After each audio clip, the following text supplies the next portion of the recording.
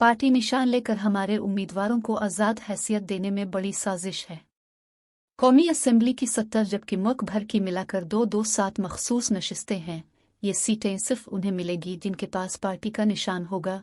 इन सीटों का सदर, वज़ीर आज़म, वज़ीर आला, सेनेट इलेक्शन में बड़ा किरदार होता है। पीटीआई के बीरसर गौहर खान। पार्टी निशान लेकर हमारे उम्मीदवारों को आज़ाद हैसियत देने में बड़ी साजिश है। इस्लामाबाद, 22 दिसंबर 2023। पाकिस्तान तहरीक-ए-इंसाफ के बीरसर गौहर खान ने कहा है कि पार्टी निशान लेकर हमारे उम्मीदवारों को आज़ाद हैसियत देने में बड़ी साजिश है। कौमी असेंबली की 70 जबकि पूरे मुल्क की मिलाकर 227 मखसूस नशिस्तें हैं।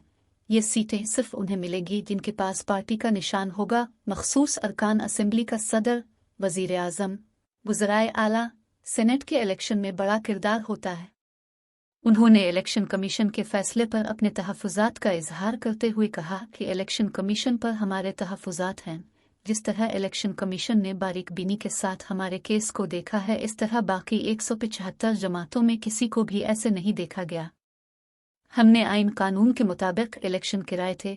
इलेक्शन कमीशन को कहा था कि हमें बताएं कौन से आइन कानून की शक की खिलाफ वर्जी की है। इलेक्शन कमीशन ने पेशावर हाई कोर्ट में जो जवाब फाइल किया, इसमें एक लफ्ज़ नहीं बोला।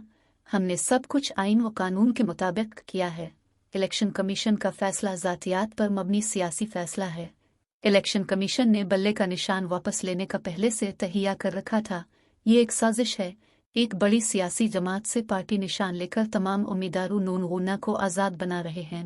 इस वक्त कौमी असेंबली में 70 मखसूस नशिस्तें हैं। पूरे मुल्क में मिलाकर 227 मखसूस नशिस्तें हैं। ये सीटें सिर्फ जमातों को मिलेगी जिनके पास पार्टी का निशान होगा। इन 227 MNEs, MPs का सदर, वज़ीर आज़म, वज़राए आला, सेनेट के इलेक्शन में बड़ा किरदार होता है। बल्ले का निशान वापस लेने का मतलब हमारे वोटर्स और उम्मीदवारों को कंफ्यूज करना है। इसी तरह इलेक्शन कमीशन ने फॉरेन फंडिंग में सिर्फ पीटीआई के अलावा किसी जमात को नहीं देखा गया।